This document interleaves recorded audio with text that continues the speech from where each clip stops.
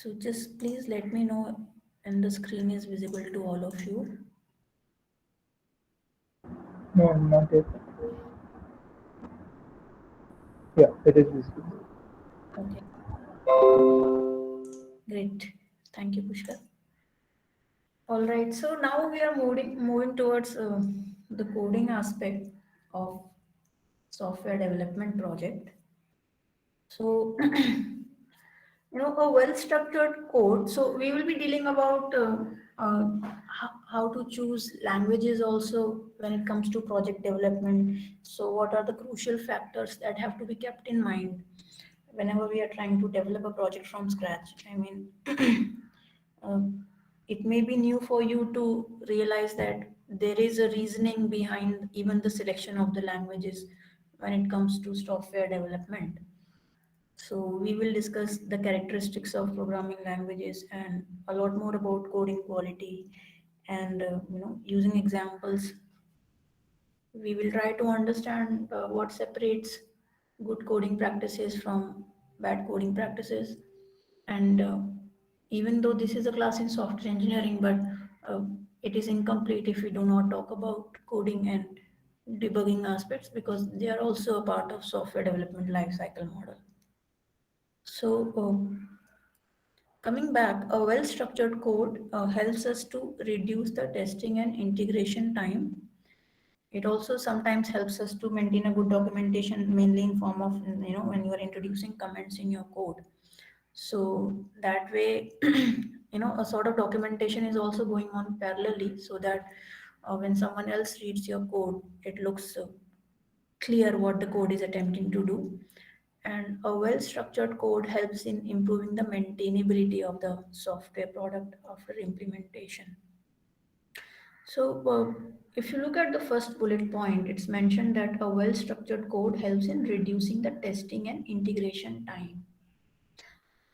So, according to all of you, why do you think a well structured code would help in reducing the testing time? What is so special about a well structured code, and how would you define a well structured code? Ma'am, according to me, a well-structured code is modular code, so it is not clogged up, means everything is not in one place, but it is modularized overall. So whenever we find bugs in testing phase, we can go in particular section of the code and fix it right there rather than searching it everywhere in the code. Okay. Also, while working in the team, it is easy to direct people uh, when the code is modularized. Absolutely. So, in many ways, a well structured code helps you to communicate easily with your team members, and definitely, that will reduce the time it takes to communicate what you are trying to tell to other team members, especially when you're working remotely. These things become very important when you're working remotely, because when you're actually physically together in a workplace and some kind of bug or issue comes up, normally what happens is, in software companies, most of the type of maintenance that happens is bug fixing. So when an issue comes up and the tester has released an issue and it has been assigned to you for fixing, normally you would want to study the issue on your own inside of your cubicle, and you will try to understand using the log files and replication and everything. But almost always you will also go and talk to the tester who has raised this issue before solving this particular issue, because when you talk to the tester, you get to know their perspective and where they are coming from, and because you are familiar with the product or service that you are handling, so that discussion becomes very important.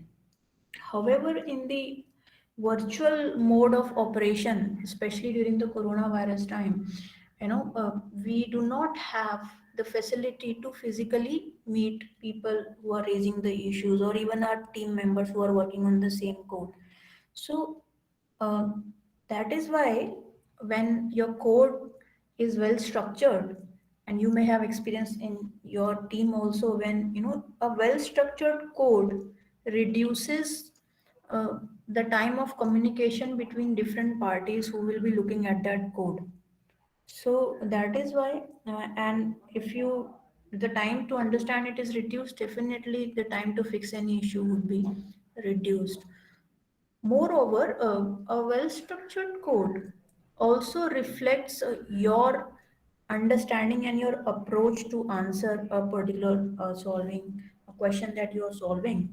So it is basically a good programming practice also, and there are huge chances that the code that you're writing today, you will rewrite it after some months, or someone else will be working on that code. So it's basically there for others to be seen. So in many ways it is also kind of a responsibility to write a well structured code, because you may have come across a lot of projects on GitHub. Sometimes when we are trying to tackle some problem on our own, then we often go to Stack Overflow or GitHub to find out what other people have done. And the only reason sometimes we can understand what they are really trying to do is because sometimes the code is well structured. At times when it is not giving you the expected functionality, then it will be easier to identify that which portion of the code is actually responsible, and then you can tweak it. So that is why coding, although it allows you to bring your system to life, it is very important to learn how to structure your code when you are trying to develop any software. So, and the coding phase of a software development cycle represents only 10 to 15% of the total software cost.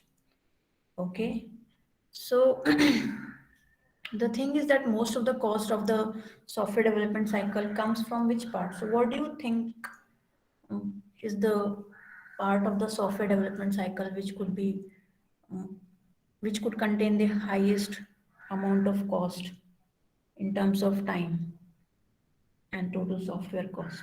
What do you think could be that phase? So, which is the most expensive phase of software development life cycle, and why?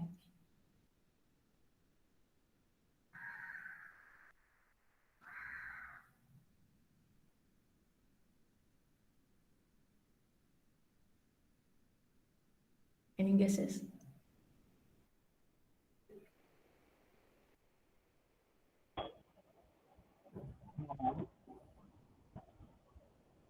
Yes, Tarun, are you trying to speak? No, I said no guesses. Okay. So Sandeep is mentioning as per time requirement analysis. Yes. So then it takes time for requirement analysis. But when we talk about the cost of the entire software development process, uh, what do you think could take the highest amount of time? Requirement analysis definitely takes a lot of time.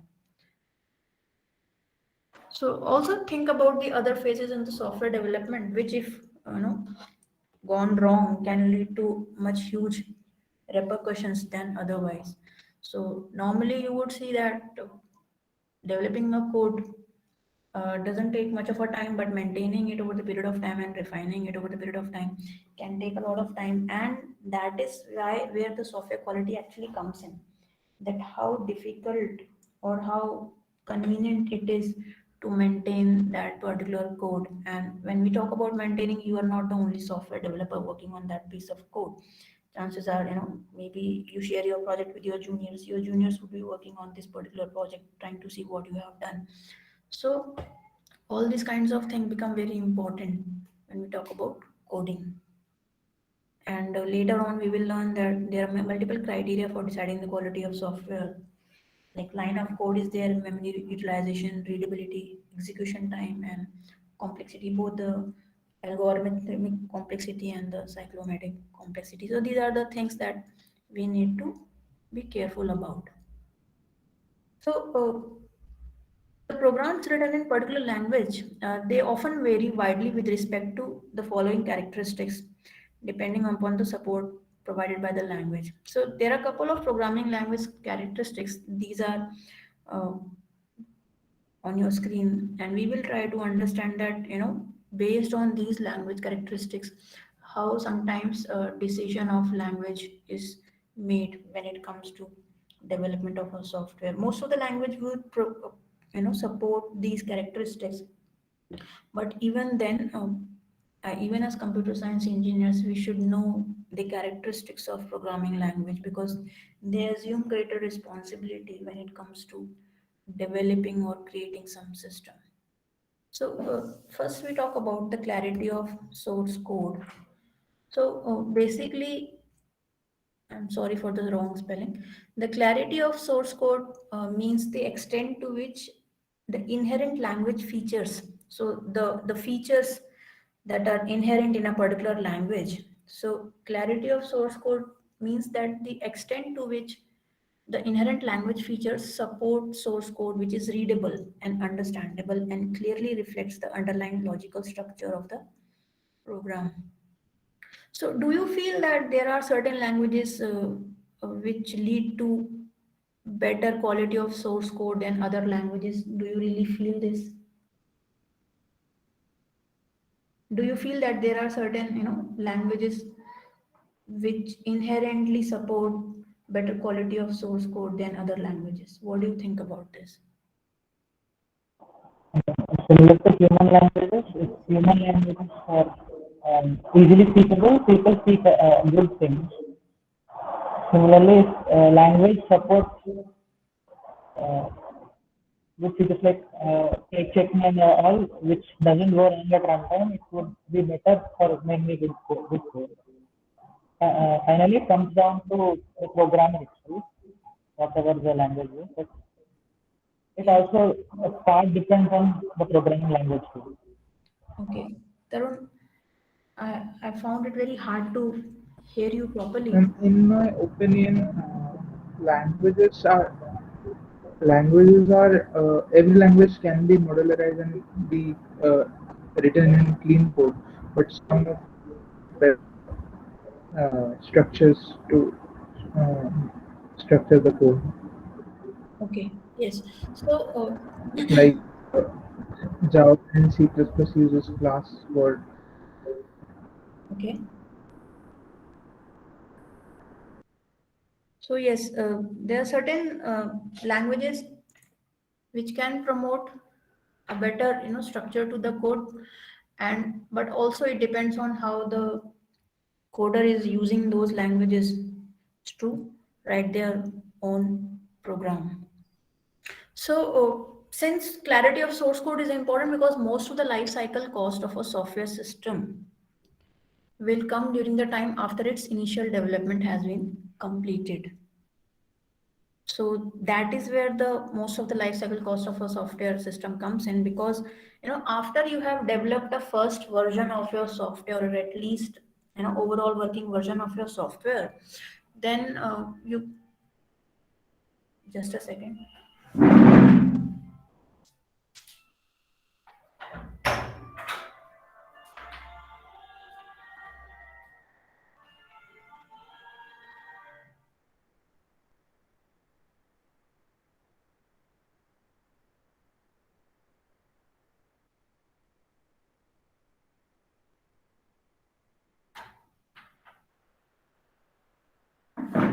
Sorry for the interruption. So yeah, so I was saying that when you have developed a first version of your software, normally it will go through testing phase, and testing will involve checking it for the various functionalities, whether or not it is working for what is expected from it or not, and not only whether it's working efficiently. So talking about non-functional requirements. So as and when the bugs get discovered, you go back to your code, you try to fix up snippets of code and then provide a much more finishing touch to your coding. So most of the times we often do not acknowledge, but the maintenance and actually testing and then working on our software after its initial development takes a lot of time. So that is why we need to understand that writing code is not sufficient. It is not sufficient to just piece some bits of code from here and there and to make the system function somehow. of course we that is how we learn. So all of us who have started from programming from the scratch may have had taken this approach initially, but as you will move forward in your career as a software developer or even as a thinker, you will have to learn how to structure your thoughts and also the way to implement those thoughts using your code. So that is why the most important thing is to write code that others can understand in a clear way. Okay, and the others may not only be the people but also you when you are working on the same code after several months. It is quite a possibility that sometimes we also do not understand what code we have written. That is multiplied by loss, lack of comments in the code we have written. As humans, we have a very funny habit that we feel that we will remember this even after some time. But when that sometime comes, we almost are never able to connect to something that we have done previously. So that is why uh, the clarity of code, source code becomes very important. And so any inherent language features that support the source code clarity uh, can be chosen as a good choice of language. So that is why code cleaning is one of the practices that is often taken up, during maintenance, especially in big companies. When software engineers move in and out of companies, someone new comes up to work on the code left by some previous software developer, and it can get frustrating very, very quickly to discover that previous software developer just followed a very makeshift approach to work on the problems, and then sometimes you may have to rewrite the entire code in a structured manner. So that is why when bugs are fixed and when you sort of write your own code to fix those bugs, it always goes through a code review phase in which your seniors review your code before you actually push it to the uh, production channel, ready for the ready for to be introduced in the software. So that is why clarity of code is extremely important when you're writing. We'll try to take some examples to understand the clarity of source code. So if you look at this particular code chunk, so there's this function, okay, and you can expect that fetch will be getting something from the server. But what if there are multiple places in which this sort of operation is happening?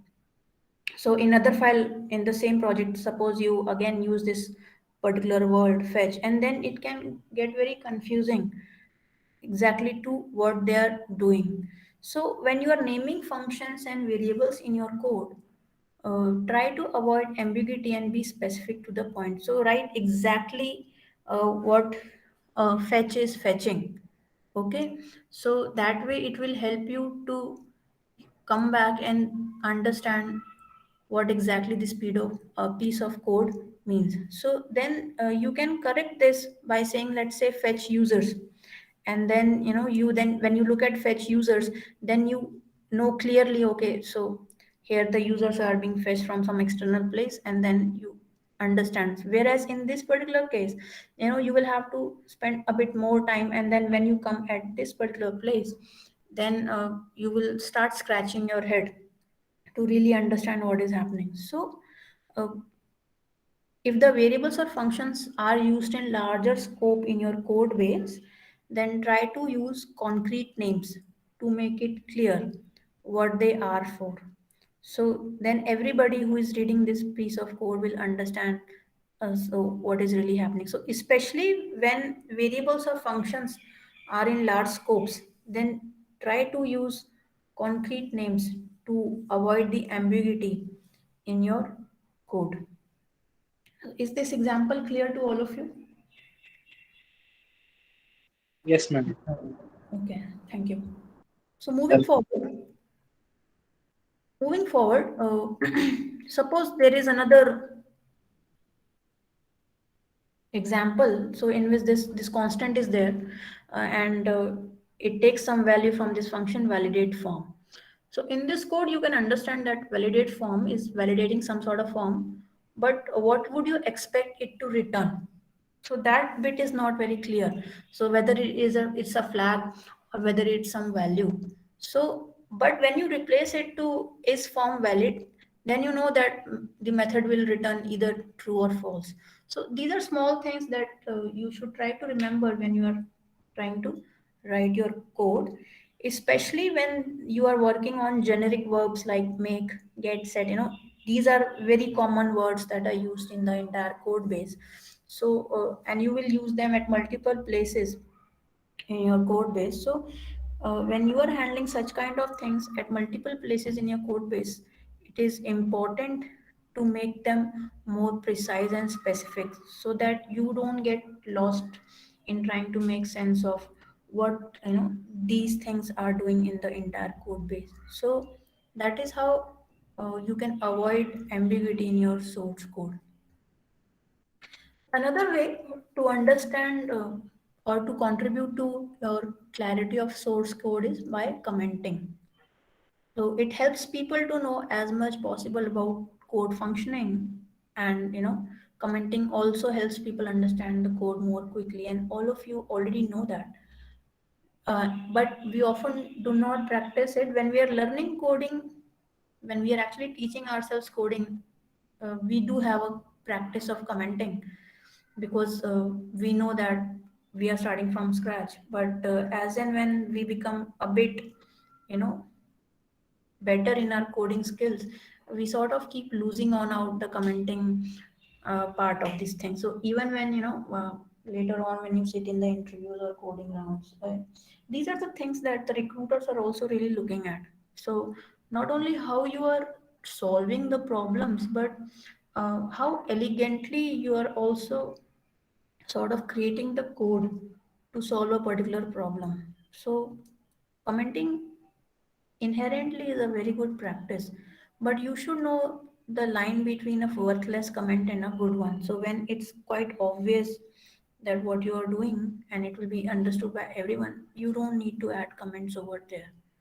But if you really think that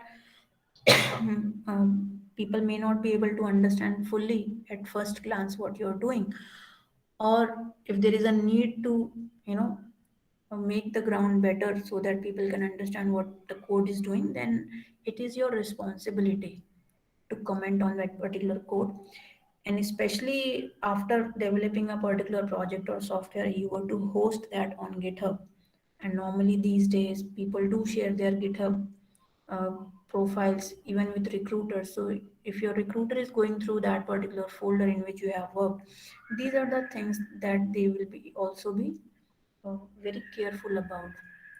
So but don't try to do that because of the way these people see it, but for your own practice of good programming practice, try to comment your code, so that when, especially when you're working in a team, this helps in saving time in the long run. So when you should comment and when you should not comment, that is also very important to remember. So you can comment in the code when it has flaws like performance issues. So that particular piece of code is causing some performance issue, or it's not functioning as it's expected. Then you sort of flag it using comment that, so that everybody can know this. And then if your code is causing a behavior that people wouldn't expect, then you sort of put a signpost using comment that this is what is happening in the system. Sometimes normally what I have seen is that when we are working on large projects in a team, especially when the code is created for the first time from the scratch, the code's author name is there, the date of creation is there. So this I have in my own experience I have seen this, especially when the code is created from scratch, the name of the person and the development date is also there, because that gives a perspective on a lot of things, and then you can directly contact the person if you need to clarify something. And the third situation when you would want to comment is that obviously when you want to summarize some aspects of the code that people may not be able to catch properly. And other thing, so there are multiple ways to solve a particular piece of the problem in the software, but when you want to explain that why this particular method has been chosen, then you can write for better explanation. So, and it is very intuitive. So when you are working on your code, you will know when to comment and when not to comment. So this will happen very naturally to you. So always remember to use precise, unambiguous names for your variables and functions, and try to comment your code whenever possible. The other thing we talk about is conditionals. So normally, a lot of if-else statements are often there in the code, but it is very easy to get quickly congested in your code by multiple if-else statements, and that would make a code very unreadable and stuck. So try to reduce the number of conditionals as much as possible. And uh, technically, you should handle positive cases first instead of negative ones. But if negative cases are easier to understand, then in the conditionals, you can start off with the negative ones. So, for example, if you look at this piece of code, so what do you think? Which one seems more readable to you? The first chunk or the second chunk?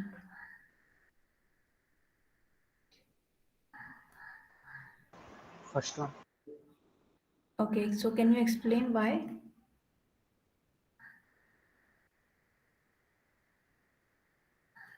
Why do you feel first one is more readable to you? Ma'am, in first one, if we have after the if statement, we need to do something. Hmm. If else statement come, then debug something. That is Okay. somewhat easily understandable. And what about the second one?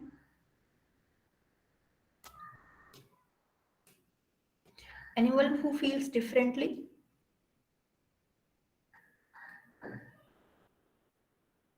So Garvit mentioned that depends on simplicity of the condition in for the loop. Okay. See, making sense of if not debug and if debug. So if not true or if true, what do you think is easier to understand? For me, it's if true. Okay, so why do you think so, Tarun? I mean, we don't need to keep this not, which generally confuses. I mean, at a glance, we don't understand not, or generally we don't understand what's this at a glance. If we see true, it's normal to understand. Yeah. Right. So normally, depending on the condition of the loop also, but generally it is easier for us to understand if true do this than, you know, if not false do this. So try to, when you're trying to work on conditionals, try to simplify your conditionals. And, sometimes we want also to show how expert we are at coding. So we deliberately try to uh, in our attempt to make it simple, we sometimes try to complicate things. So keep things very simple, especially when you're working on conditionals. And it again depends on whether positive case is simpler to handle or negative case is simpler to handle. But if negative case is simpler, you can start with the negative conditional check first. But normally, when you're dealing with conditional, try to see which one is better to understand in an intuitive manner, and then go on to introduce that aspect in your code. The other thing we should remember is that sometimes we can be caught up in nested loops very quickly. So, if this is true, then again you need to check something else, then check something else, especially when you're working on a complex problems and there are multiple conditions that need to be checked. Then very easily we can get caught up in nested loops, and for anyone to figure out the problem in a nested loop is nothing short of a nightmare. Okay, so we have to learn how to avoid the situations of being in nested loops. So because it will directly impact the codability, the readability of your code. So that is why removing of nested loops is essential. And so then we talk about the functions. So some tips to keep in mind when writing your functions is that you should use a summary name to explain what exactly your function is doing. So if you were to read this particular statement, you wouldn't immediately understand what it is doing, because you know you will stop reading the code and try to figure out what it is doing. However, if it's written in some way like this, so and then so you understand, okay, something some objects are being removed with a duplicated code by looking at them at once, then at one glance you can understand what this filtered variable will contain, and then you can go to this unique by code function and then try to understand what it is doing. So these are the small things that you need to be careful of while you're writing, because these directly impact the readability of your code. Second thing to remember is create a function for one purpose only. A smaller function is more readable. So rather than trying to embed a lot of functionalities in one particular function, try to identify a function for a specific purpose, declare it, define it, and then move on to some other additional function that may provide the overall assistance to the software. So again, I'm trying to link it to the readability of your code, the clarity of the source code. So depends on how you're declaring your variables, your functions, how you're populating your functions, how you're using the conditionals, and all these things.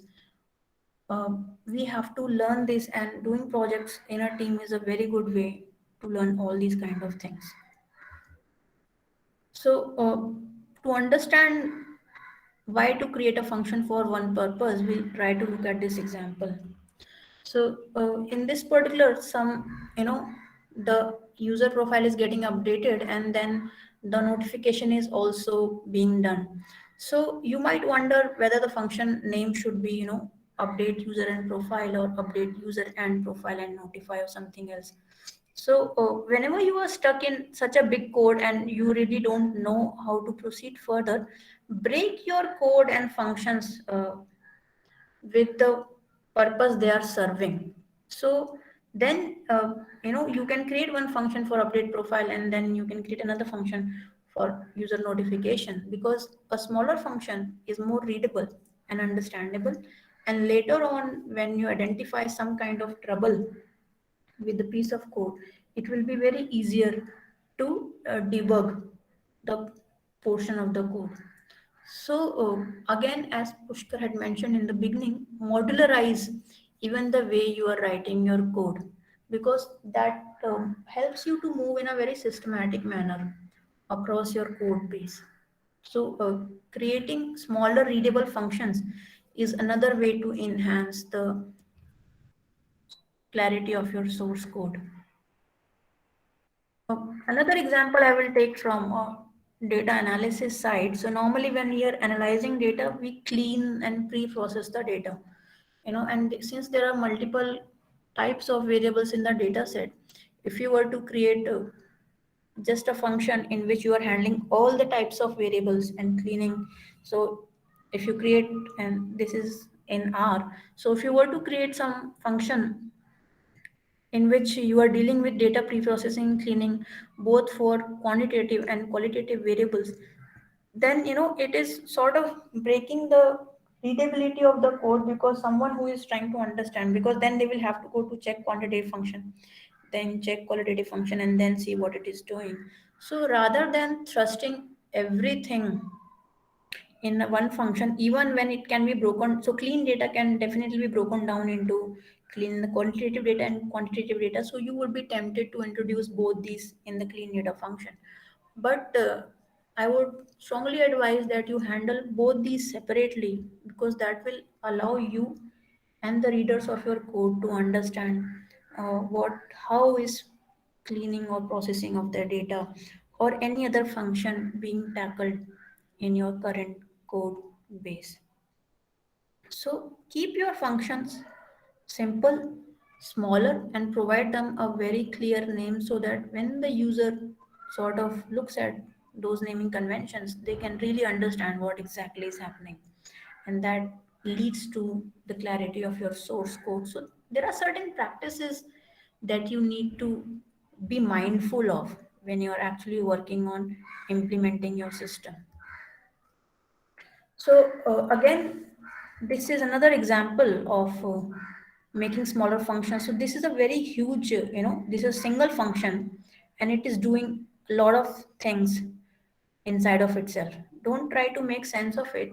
Just see that it is okay. It's validating some of the email and it is updating. So it is searching for some query for some data.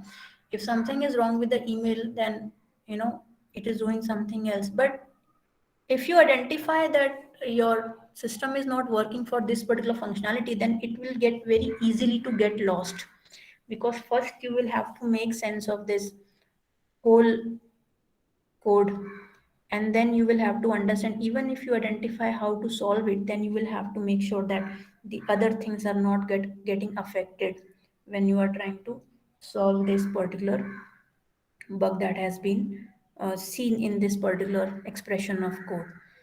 So, larger an expression of code, the harder it will be to understand and to maintain, not only for the creator of the code, but also the people who will be looking at that code at some point later in time. So, what you can do is you can break down your giant code into small pieces, which makes code clearer and more readable. So then when each concern is separate from the rest of the code, then you can easily debug and test it. So it's a similar code that was shown in the previous slide. But now what you have done is, so you have created chunks of code that do exactly what the previous code was doing, but now you can see that it is more readable, less intimidating to understand. So personally also, if you can look here, and if someone was to ask you to make sense of this code, it would not at the face of it look very easy, because you can see that there are multiple conditionals are over there, and it can get easy to get intimidated very soon. However, if you want to enhance the clarity of your source code, then you would sort of break this giant code into small pieces. So try to incorporate these practices right from now. Whenever you get time to work on any coding problem from now on, try to follow this approach to enhance the clarity of your source code. But all this is one side of the story. There's another school of thought that doesn't really support clean code. So I would strongly advise you, and but obviously it has to be in some context.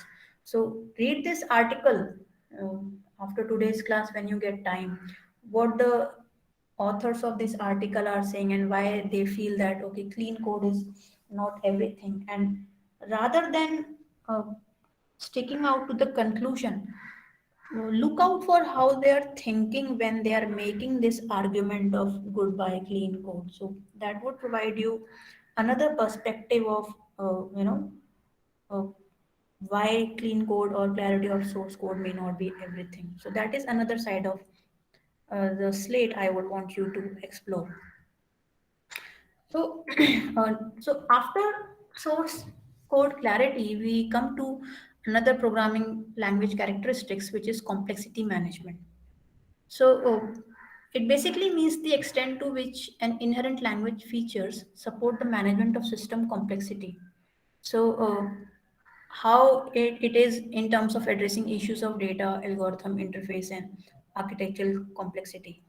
No, currently you are working on not very complex projects, but the more complex a system gets, the more important its complexity is to be managed. So here also the choice of language also plays a very important role, because complexity management, as we all know, it's very difficult, and it can be very helpful if language can facilitate this goal. Now, we cannot obviously talk of complexity management without talking about a clarity of source code. So, all of these things really work together. But a language, you know, if its inherent feature is that it would work fine when a project gets complicated too soon, then it really helps in overall maintenance of the software. The third aspect is concurrency support. So normally what happens is that when we are trying to develop a system, a lot of concurrent processes occur in the background, like async processes occur in the background to provide some functionality so that the other functionality that is dependent on that functionality can be finished so that the actual service can be provided to the user. So language support becomes extremely important when we talk about parallel processing. So normally a concurrent programming language is defined as one which uses the concept of simultaneously executing processes or threads. So sometimes people think that it should be a language issue. Sometimes people think that it's an OS issue to deal with. However, language support can make concurrent processes more straightforward and understandable. So, for example, languages like Java and Scala, they support threads and synchronization, whereas C and C++ rely on external libraries for programming concurrency. And these are really programming languages issues which are usually handled in advanced programming languages, which allow us to move beyond just solving the problem, but actually looking at the quality of code that is actually solving the problem. And especially when you are dealing with complex projects where the functionality needed is complex, then these things become really very important. So interested readers can follow few of the links that I have shared here to understand more about how languages can help in concurrency support. The other aspect we talk about in programming languages is the distributed system support. Like normally, I hope all of us are familiar with the the philosophy behind distributed system support. So such that the code that you are constructing may be distributed across multiple platforms on a network, and it can still work in tandem with each other to provide the overall functionality of the system. So here also sometimes language some languages may be more in tune with working with distributed system supports as compared to others. So that is why we have to understand that how languages, one of the characteristics of languages is its distributed system support. So that is also important to remember when you are trying to develop on implementation of your system, because normally what happens is a giant software will be shared across multiple networks and multiple systems, and if the nature of your language can support it, then it becomes much easier to tackle such kind of systems. And coming on to the maintainability aspects. So maintainability, as we already discussed in the coding aspects, will take a lot of time after the initial development of your software. You need to maintain your software. Now, what exactly is the meaning of maintaining your software? What do you think? What are you actually doing when you are trying to maintain your software?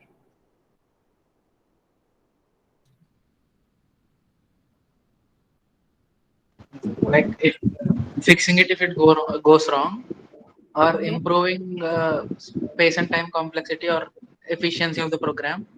okay, that's right. Thank you, Yes.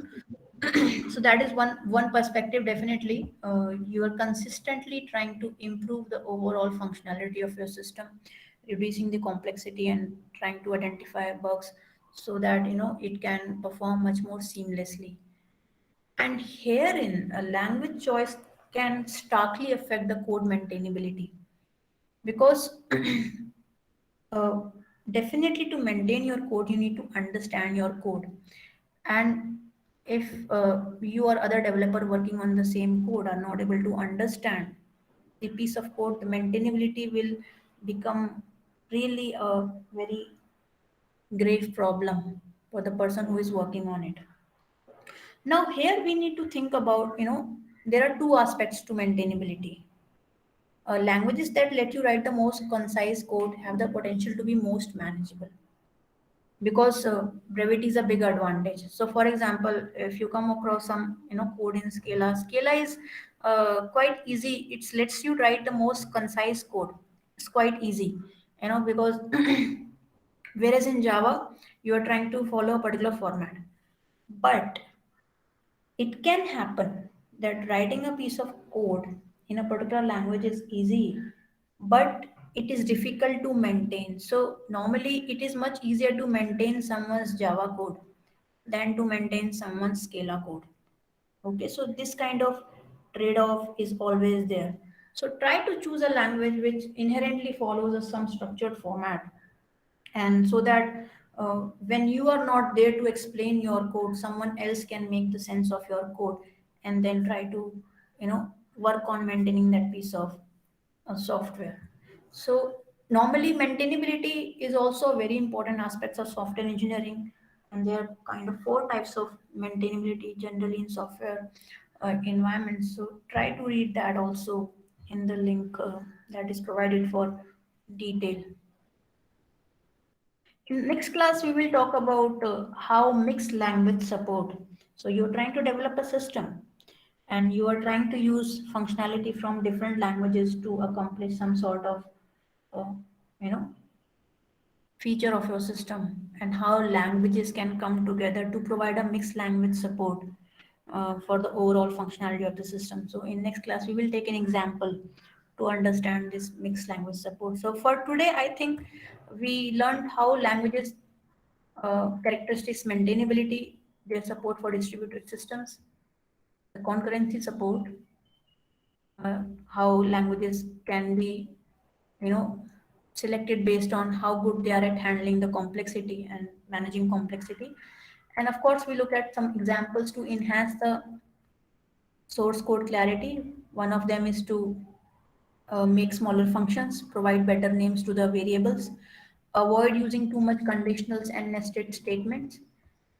Okay, and commenting, and finally uh, avoiding ambiguity in the nomenclature of our variables and functions.